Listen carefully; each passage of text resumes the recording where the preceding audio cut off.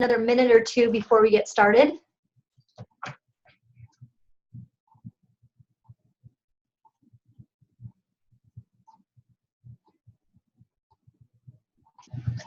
Okay, let's go ahead and get started. We're going to talk about just going a listing tour today of our listings. And today I hope to give you guys a few takeaways that you may not know, or some tips that I've seen work really well. So we're going to look at some of our listings and kind of look at and see virtually what they could do to improve them. As I went through, I think we had about 59 or 60 of them. We're not going to go through everybody's listings tonight. We're going to go through and give you some tips and tricks on each of the listings that we're going to put on the screen. So if I don't select your listing, no worries. We can talk one-on-one if you'd like about the listing in general. Things we want to consider, we're going to go through just kind of a checklist, if you will, on each listing, and you'll get the drift as we go through it. So at the end of the call, we'll definitely be done by 6 o'clock tonight, but if you have questions or concerns about, or even more information about what I covered tonight, certainly just reach out to me, and you can reach me by email or by phone.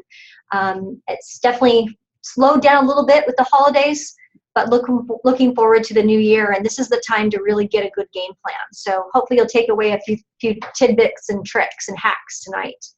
Let's go ahead and first show you guys something that I like. We obviously go to the MLS to find all of the best Choice Realty listings, but say you wanted to check out what are the John L. Scott listings, or what is the other company that you're maybe competing with for a listing. You can see those by going and selecting active, like we have, search and then active. And then if you go down below the subtype on your MLS or your matrix, what you'll see is the listing and co-listing agent IDs. And some of you don't use this maybe enough, or didn't know it was available. Some of those of you who are newer probably didn't know it even existed. So what we will do is we'll put in our office number. Our office number happens to be 2735. And that's how we can get access to the listings that our office procures. And we have 59 active right now that we're not going to go through all of them, but we're going to go ahead and search. And this is one way you can do that. And here we pulled all of our listings for our office, and you can sort it by sales price or by city or address. So we'll want to make sure that we actually just pick one of them. Shannon, that's fine. Let's go into the Gig Harbor one. Let's just randomly pick one here. So this is a good one to go over. We're actually starting to go into the peninsula a bit more. And so with that, we want to make sure that we look and have that professional image for all of our listings, whether they're here in the Puget Sound region on this side of the island or on the other side of the peninsula. We want to make sure that we have a really good image. So in order to do that, obviously good marketing remarks and good photographs.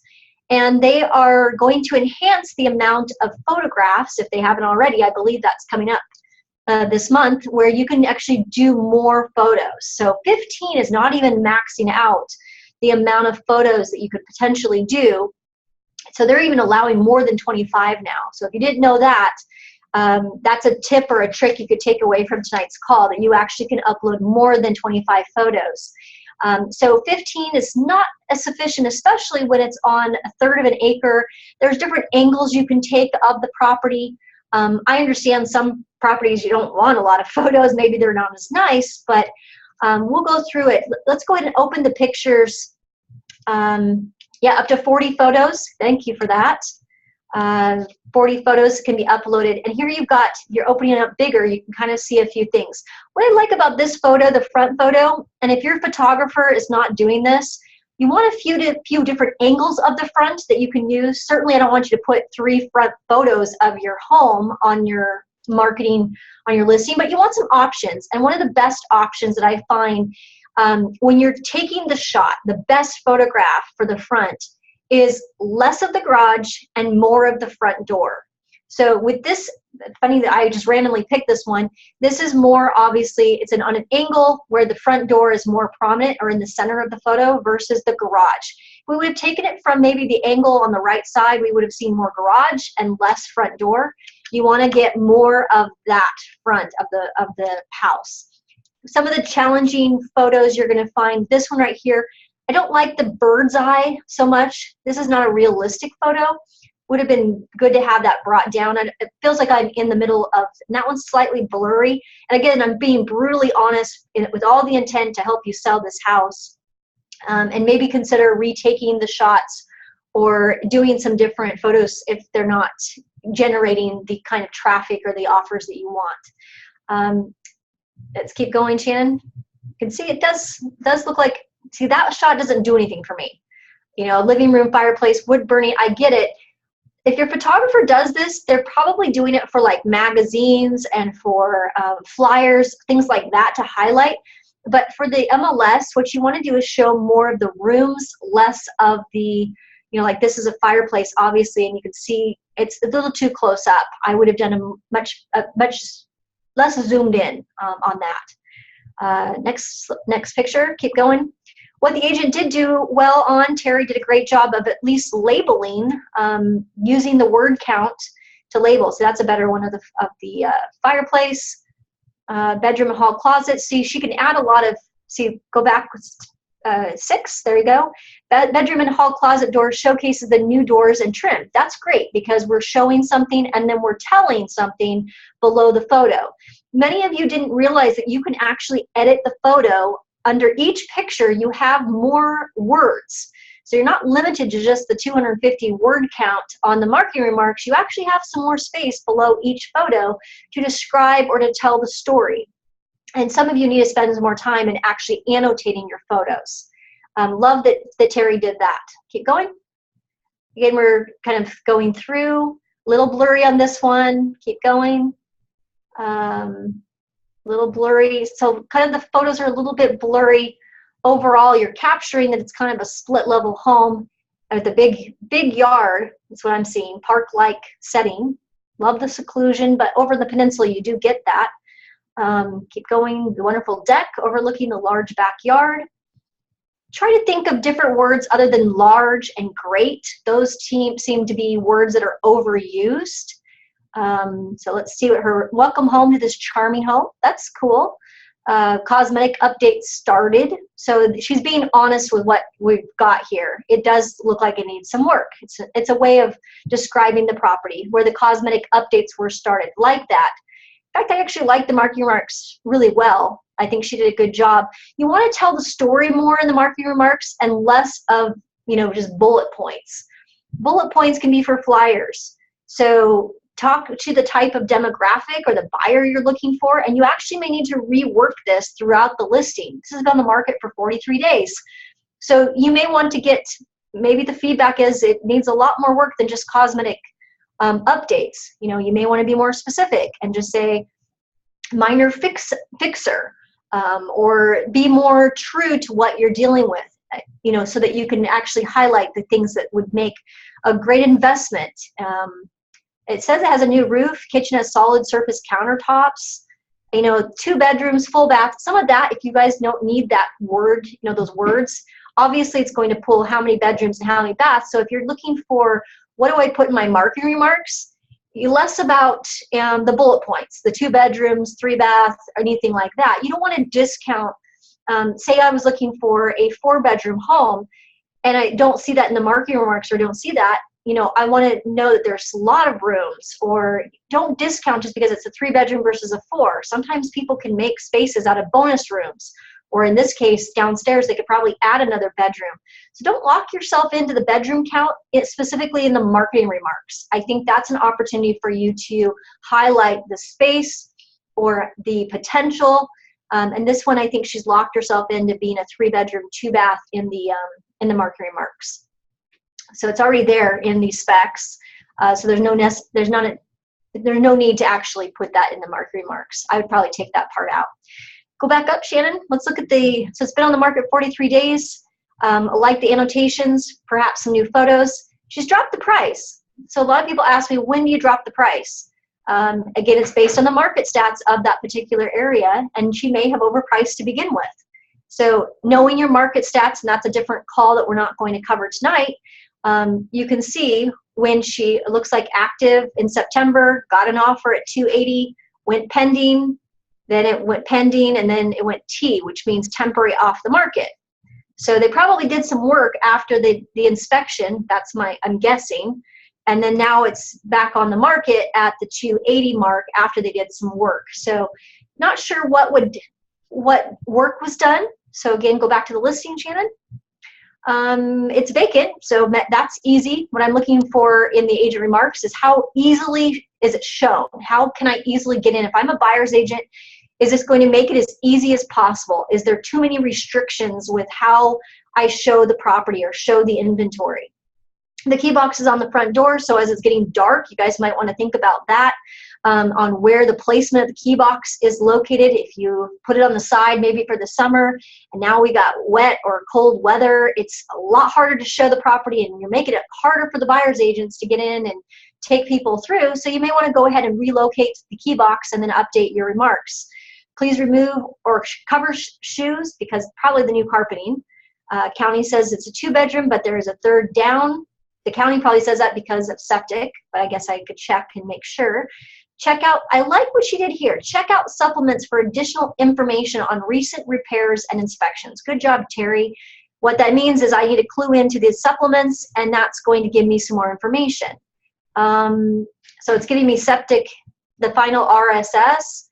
I don't see a list though, unfortunately. What I would probably do is kind of like a builder does, where they put kind of a punch list, or here are the upgrades, and make it like a letter from the seller. That could be really good. I like that the supplements are all here, but there's nothing above and beyond. It looks like it's just the utilities, the FERPTA, legal, the preliminary commitment, and the septic system. Maybe there was some issue with the septic and they repaired the septic.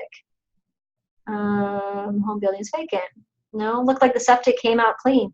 So I'm curious to know what says check out the supplements for additional information on recent repairs and inspections. Maybe Terry forgot to attach it. So, you know, just keep in mind that those agent remarks get traffic just as much as the marketing remarks for the agents who have buyers who are interested in possibly taking them to see it or interested in that price range. All in all, I think a pretty good job on this listing. Let's go to the next one. Let's go to the Kent one, Shannon. Down on 130th. No. We could go sort by city real quick. My Vanna's working her magic here. There we go. Oh, it's Auburn. I'm sorry. It was Auburn. And it's 330. Go to the 331. There we go. So this is an example of a, this is actually, I'm just going to highlight, this is kind of fun. Evis Medina, this is his very first listing ever. And so you'll notice that I'm listed as his co-agent. So that's kind of sometimes a sign, not always is the case. Sometimes it's a busy agent and then they put a co-agent on there. In this case, it's going to help Evis in knowing that he's got somebody that can support him. If you at any point in time want to put my name, or you want to do it in a kind of situation, if maybe you're up against some other people, you're certainly willing. I'm not going to take any of your commission or take your money to have that kind of co-broke kind of feel. Some of you who do some higher end actually want to have 2 people on the listing. I think that is very strong to go in that type of way. And we do have people like, I know Lori Mitten and Mary Austin, they often partner on some listings in order to get them. If you have that type of relationship or you need that type of leadership or guidance, let us know and we'll be happy to support that. If it's just even just a co-agent, so it appears like you have a team or you have more eyeballs on your listing. So if I'm looking at this one thing I notice is, again, the photograph is more of the house and the property, depending on how there was a few different shots taken. We certainly could have taken it, but we would have seen more of those types of tall bushes or trees. So we definitely didn't want to take it from that angle. It needed to be from this angle. But I love that you can see the house, and it's a Rambler, so that should be a really good thing, and the price is very good. This was a professional photograph that was taken. A photographer is very affordable if you're looking for somebody who can do really from I-90 down to Tacoma. This didn't take more than, I think it was $105, maybe $100 to have a professional with the right lighting, the right lenses, come out and get these shots. Evis could have done it on his cell phone, but I told him definitely don't want to use a cell phone, especially for your first listing. You want a professional.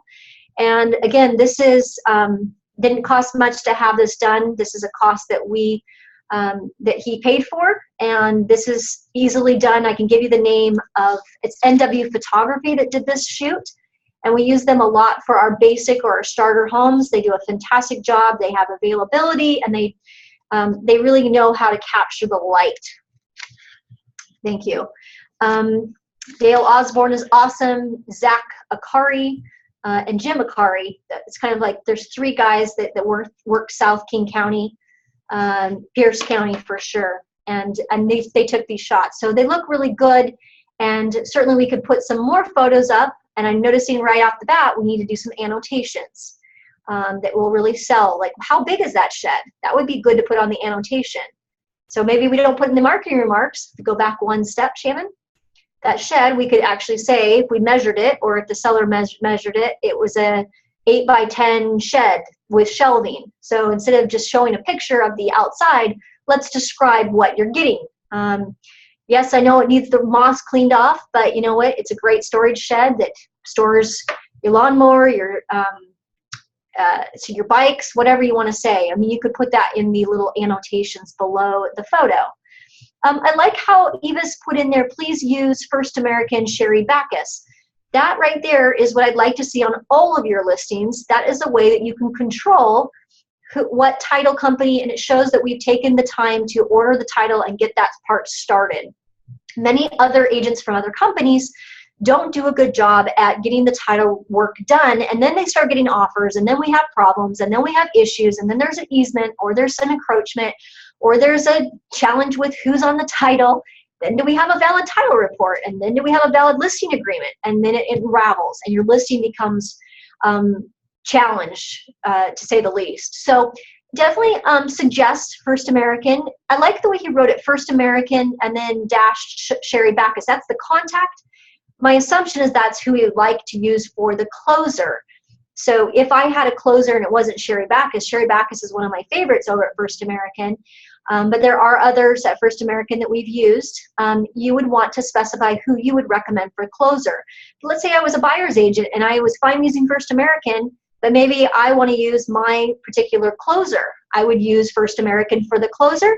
And then in the other section, I would not write Sherry Backus. I would write Anne, for example, and she's down in Puyallup. So again, depending on how you want to structure it, that's a suggestion, but I do like most buyer's agents honor the title if you pulled it and you've done your homework. So please use First American Sherry Backus, love it. Easy to show, call or text PTS for showing instructions. Since this was his first listing, I consulted with him about the need to make the property as available as possible. Make it as easy to show. He's already getting showing time requests. If you put please use showing time, then you're limiting those people that maybe don't use showing time. Calling or texting the phone to show for showing instructions is perfect. That means he's getting as many of those and he's responding to those as quickly as possible. There is somebody living in the property and there is a key box, and he's had a conversation with that seller to let them know that he will be the one coordinating the showing. So the PTS phone number, or the phone to show, that's what PTS stands for, is Evis's phone number. So Evis is getting those showing requests by text, by showing time, by phone, and then he's coordinating that quickly with his seller, which makes it very easy for that property to be shown. And we can remove, again, this is a reminder, anytime there's agent remarks that key box will be on Saturday by 5 p.m., we need to go in and remove that. So that needs to be removed and maybe replace it, open house this weekend. I know he's doing an open house this weekend, so we might want to start promoting that right now. It's Monday. That doesn't mean we want to wait until Friday to post an open house. Let's probably kick that off with the agent remarks, make some additions or some adjustments to that, along with adding the open house. So those will be my feedback on his price. The other thing to think about when you have your price, he's been on the market 10 days. So the first weekend, a lot of traffic. We had 8 or 9 showings. The second week, slower, a little bit slower, I think, like 6 or 7, but still getting showings. no offers. So something is preventing them from making an offer, whether it be what's going on in the neighborhood. Maybe there's another property, which I know there was because he asked me and I did a search. There's another one that's listed for $339 and it has a lot of upgrades to it. So the buyers are, with their brokers, are actually checking out both properties and comparing and contrasting them before making their decision. So that new inventory that popped on the market 2 days after we went live is actually impacting his price. And his sellers need to be up to speed with that. And so you do want to have regular conversations with your sellers. In this price point, I'd be having conversations every week with my seller. Higher price points or luxury, every month doing kind of a quick CMA to make sure our price is set right. But with a fast-moving market where the things are selling in the first weekend, you really should be having those pricing conversations or that CMA, hey, there's another one that popped on the market. Make sure you have those conversations earlier rather than later. So you want to look at your days on market. What is average in the area where your home is located or your listing is located? Look at the days on market. And if you're over the days on market, you need to be looking at your price. And a lot of you are not doing a good job at that. We're doing great on the marketing. The remarks are looking much better than they have in the past. The photos are way better than last year. I mean, it's a world of difference. But I think the pricing, we do need to look at the price more frequently than we have in the past. So that's what we need to do on that one. Next one. I think I want to get to Nellie, Shannon, if you can find Nellie's. I can try to remember that one. It was Bothell, I believe. 9 something. No, that's a beautiful one. Some beautiful listings. Keep going.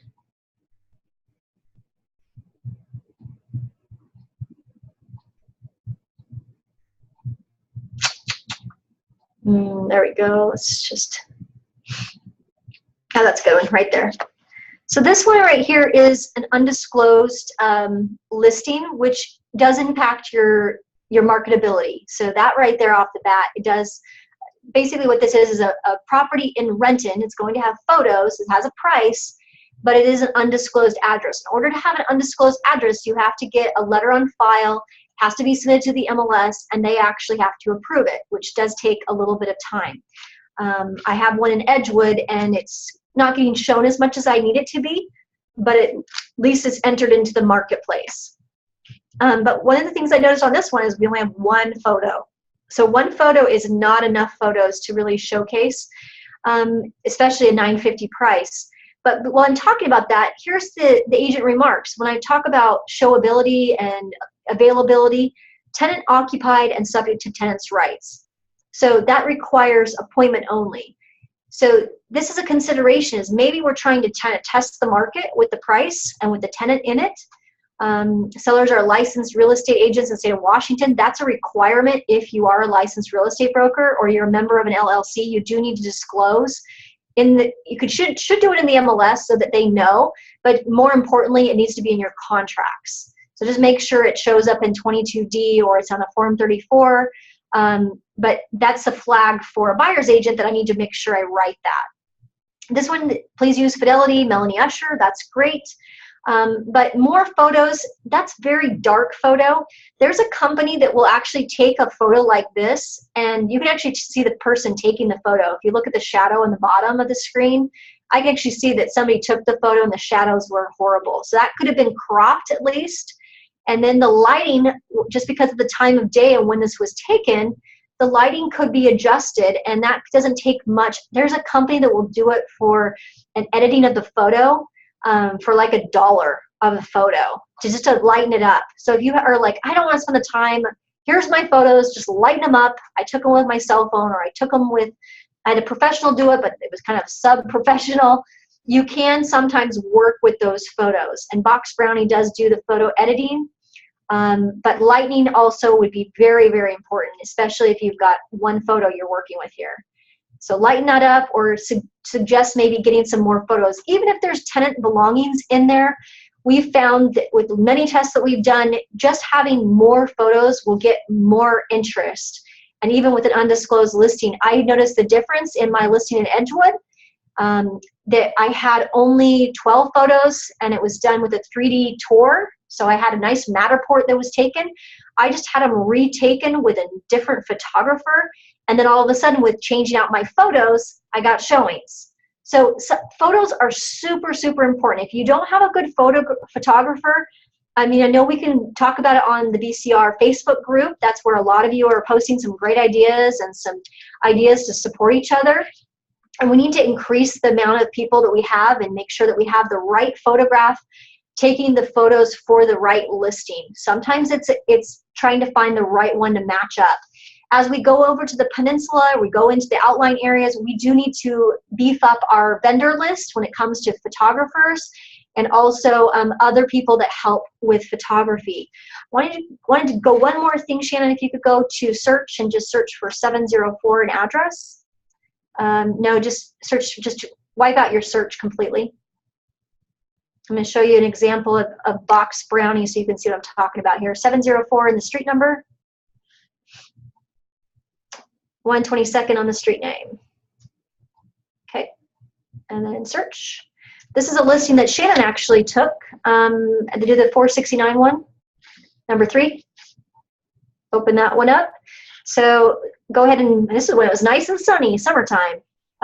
Open it up, or spring.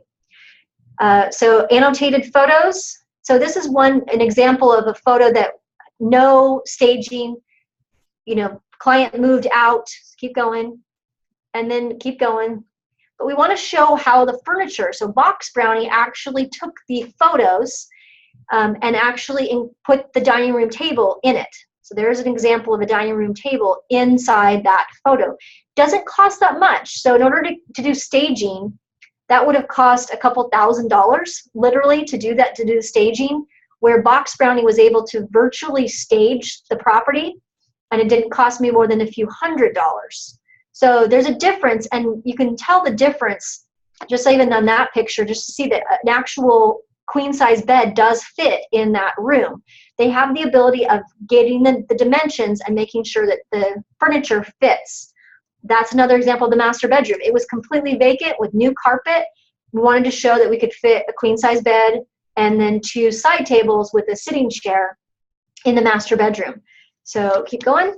So that right there is a few $100s, and boxbrownie.com is where you would go to check out that website. So you can see the difference in the front photo. There's one right there, and then there's another one that's more of the garage.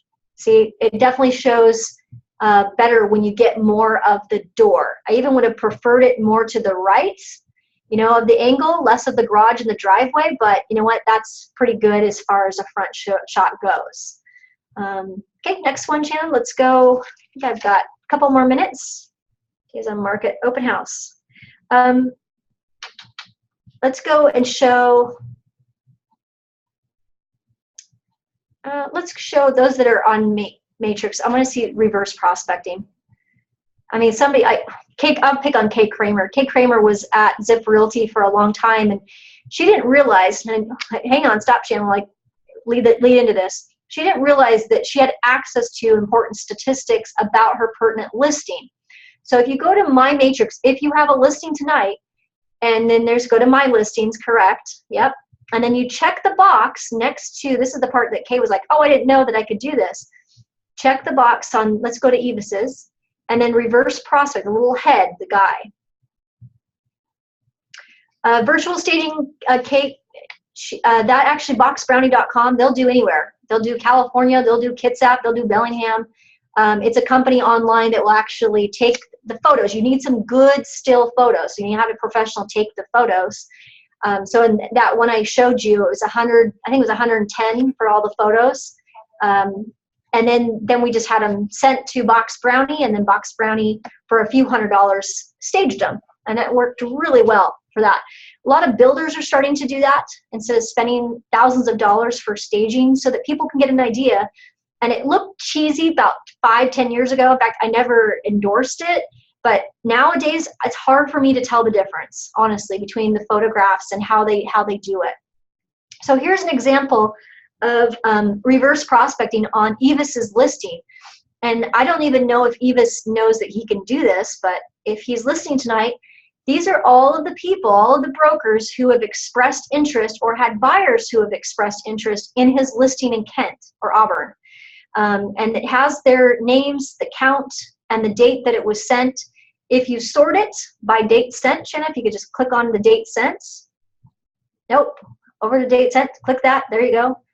It shows you when, and you can actually notice trends off of these results. You'll notice if you don't have as many people clicking it and it's tapering down, that you need to do something different. Either you need new photos, you need a new price, you need new marketing remarks, you need to do more open houses or more marketing around that property. If you're noticing that your showings are dwindling, you need to do something different. What has been done in the past is not what's working now. So I'll end with my last tip. The MLS recently, in the last few months, I think it was summertime or spring, they changed it so that you could actually take the home off the market, cancel the listing, be off the market for 60 days, then go back on the market and have your counter start at 0. So I believe it was 120 days before. It might have been even longer than that. And that was a long time. So even if somebody else goofed up, even if, say, a John L. Scott agent had a listing and was on the market for 90 days, and then I talked with this seller after, the listing expired, and the days on market, I had to pick it up. They have to be off the market for 60 days for the counter to start at 0. So you want to think about that, especially if you're talking or you're talking with people that are maybe they're calling you saying, hey, Rochelle, my agent's not doing a good job and my listing's going to cancel or expire on, before the holidays, before Christmas. If they're off the market for 60 days, then you've got a clean slate to work from. So, I'm thinking about talking with my Edgewood property that's undisclosed on the address and seeing if we want to cancel it right now, be off the market, and then start fresh with the address, with full marketing, with all of the open house and all of the things that we do to promote the home, and start that so that we're not losing any time and she can get a buyer in the springtime. So think about how you structure your terms on your contracts, and also realize that you have that kind of as a kind of a fallback or an idea that you may want to consider to keep it off the market for 60 days so that you can get that counter back to 0. I don't know about you, but it's super frustrating when you see something that's been on the market for 120 days and you're like, dang, these people, let's get them to a point where they can almost start over and then remarket and redo everything. They'd have a lot more action on the property. And Mindy said, how much do they charge at NW Real Estate Photography for a set of listing photos? It's not as much as the typical. That's why I highly, endorse them for these, lower or, mid-size. Certainly if you have like $1 million or $2 million or $3 million property, you're going to want to spend some money and go a bit more advanced or much more. But for this, just a basic standard photos that you could actually do some virtual staging, NW Photography does a great job. And that's another one, that a lot of us use. The other thing, just to remind you guys, is if you are canceling a listing, I am seeing people, because of the holidays, I don't want people, you have some options. You can do temporary off the market during the holidays, and that's up to the seller to take it off the market. When you do temporary off market, what you're doing there is you're stopping your counter. So let's say we were on 61 days right now, and I did a Form 19 and did a temporary off the market, my counter would stop at the 60th day or the 61st day, whatever I'm on. And then when I go back to active, it would resume. So if you're kind of in that position, that awkward, that's maybe an option that will help a lot of sellers. If they don't want people traipsing through their home and they don't want to keep that counter counting during the holidays, that might be a solution rather than canceling the listing and relisting. Canceling, be careful though, because if you cancel, make sure that you always get them a form. You need a Form 52 as well as a Form 19. Don't just get a Form 19 because that's just the instructions to the MLS to cancel the listing, which they can do. The Form 52 holds the seller accountable if they go ahead and list with another agent when you're canceled. That protects your commission and protects the listing for the time that you had it on the market. So let's say in my example, I had 62 days in the market. my seller says that, Rochelle, I want to cancel, I say, okay, let's cancel, and then we can relist in the springtime. I cancel it. I have to get a Form 52 and a Form 19. Then that protects me so that if, say, John L. Scott, I'm picking on John L. Scott because that's the one that comes to my head today, but I pick John L. Scott, and then John L. Scott goes and lists it around like January 1st, then what happens if they have a buyer and the buyer is sitting on the sidelines and just jumps on it, that buyer, if I can prove that that buyer came to John L. Scott, had that listing, if I can prove that that buyer showed it or came to that offer place by the efforts of the MLS or the marketing remarks that I put together, then I can go after that commission based on the Form 52. So there's a 6-month provision in the Form 52 that protects your commission. So you definitely want to make sure you do a Form 52 and a Form 19 when you have those situations. If you have a question about that, you can certainly call me. We can talk about the options. I don't want to just cancel just to be canceled, and I will definitely lead with what you want. I'm not the broker that's going to hold a listing hostage, but you guys work so hard to get those listings and to keep them on the market and get them sold. I'd rather discuss what can we do to enhance the listing rather than cancel it altogether, because that's just room for somebody else to pick it up. And then if you are picking up a canceled listing, just realize that depending on how long it's been canceled or what prompted that cancellation, that you could be in for a debate when it comes to you actually procuring a buyer. You've got to make sure that that buyer was procured by your efforts rather than the efforts in the past because of that contract. So keep in touch if you guys have questions about your listings. I'd love to chat with you. We have an advanced CMA class that I'm doing, which if you haven't taken my advanced CMA class, you'll find that very valuable. We really dig into some advanced topics and considerations when it comes to price and a pricing proposal rather than just a quick CMA like many of you do. It's a deeper proposal that we'll be working on. So if you haven't had a chance, send me an RSVP on that, and have a great week. We'll talk to you next Monday. Oh, and next Monday is going to be awesome. Our top producer for the year will be answering my questions, and you'll get to hear from her on some tips and tricks that she used to get her volume up to around 55 transactions this year. So I'm looking forward to hearing from Lacey Kelly. If you want to mark your calendar for next Monday, it should be a good one. Talk to you guys later.